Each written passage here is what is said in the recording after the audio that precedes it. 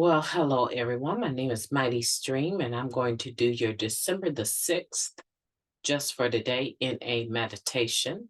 I'm brought to you by Hope Through Navigation, and this is our Hood Recovery Services.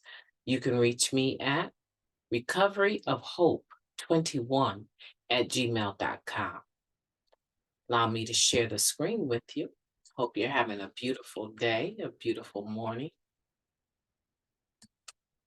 Okay, the title of this meditation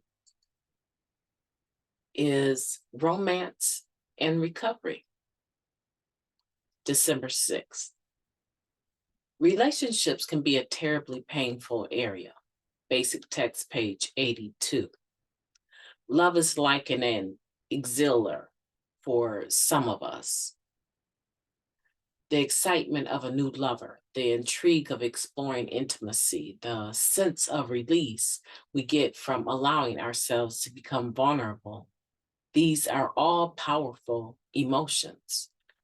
But we can't forget that we have only a daily reprieve from our addiction.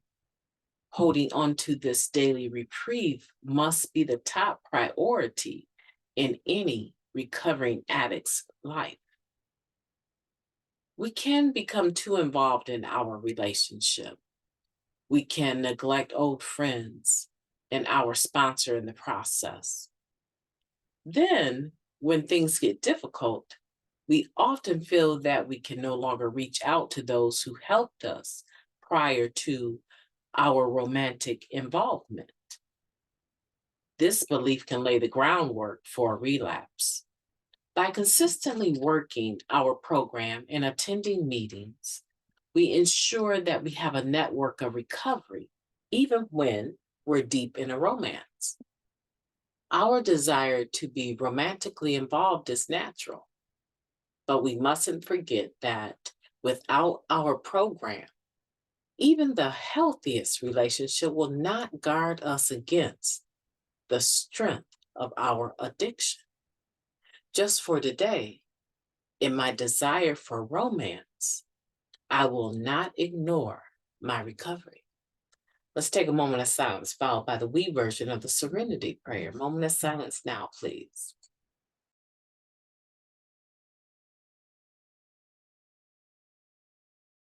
God, grant us the serenity to accept the things we cannot change, the courage to change the things that we can, and the wisdom to know the difference. Just for today, please and thank you. Now, we have all read this particular quote on page 62 in the basic text. Relationships can be a terribly painful area. And it goes on and it talks about how we tend to place unrealistic expectations on ourselves and others. Verbatim. I'm not sure that I got that exactly correct, but you can look it up in the basic text on page 82. Okay? The sentence right after that, these expectations.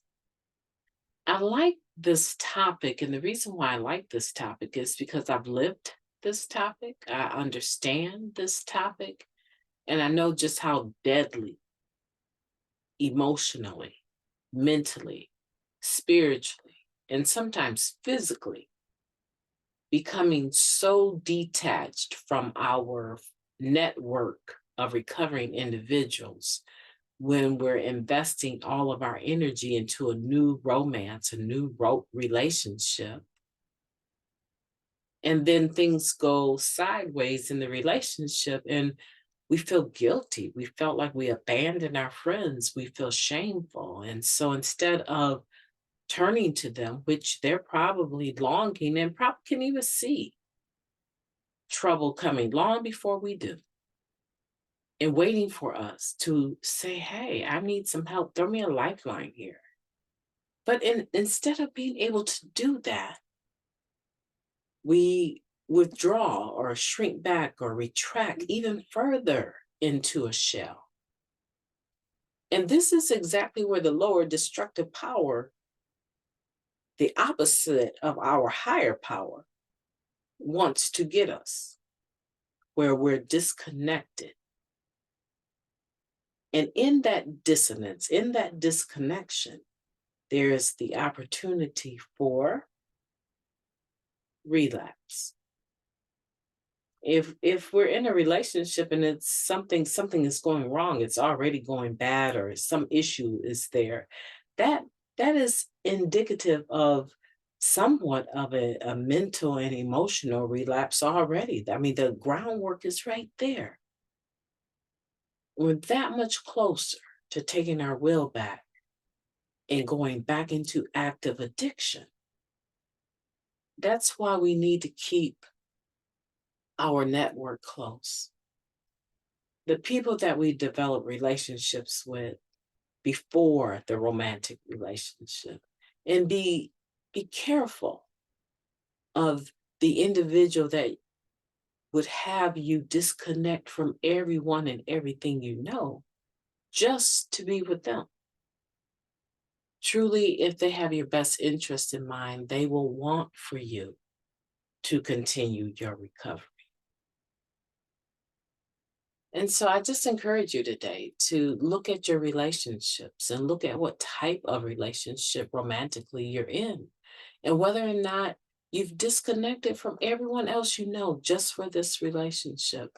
And if you have, I want you, I want to challenge you, and I want for you to go and find those individuals that you were close with before the marriage, before the boyfriend or girlfriend, before all of that, and say, I'd like to go out and have some coffee with you. Just keep it simple. It doesn't have to be anything. I know got a little bit distracted, but I am genuinely concerned about how you're doing. And I don't want you to think that I don't care about you anymore just because I'm in this relationship. I do. And I want to spend time with you. Matter of fact, I have some free time next week, or give them the exact day and time that you think you're free so that they can give you a yay or nay right then and there.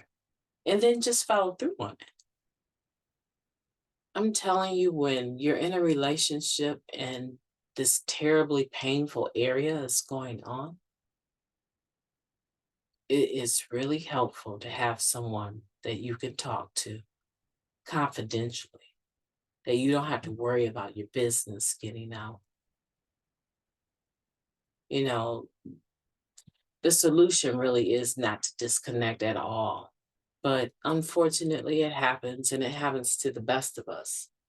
So just get back on track with your network.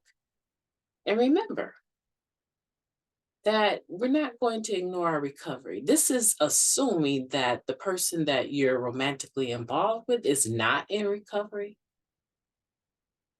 And even though I can understand that in this reading, I also know that when we're romantically involved with individuals in recovery, it seems like it just complicates things a lot more. It seems like it should make it easier. But now they're able to see you move around and relate to other people. And there's always going to be, it seems like to me, this sense of comparison of themselves to all of your other friends in recovery. And it's constant confusion. So if that is the choice that you're making, be wise about it. There's no need to drag into conversations all of the exes that you might have had in recovery. Let's keep it in the present and keep it current. Eventually, if they don't already know all of that about you, they may or may not find it all out. If they ask questions about your exes, just, I have a few, and a couple of them might be in recovery. But the question is, what does that have to do with you and I? Because I don't want to be in a meeting and be uncomfortable with you staring someone down or trying to analyze how you measure up against my ex. So if it's not really, really important, I'm not with them for a reason. I'm with you.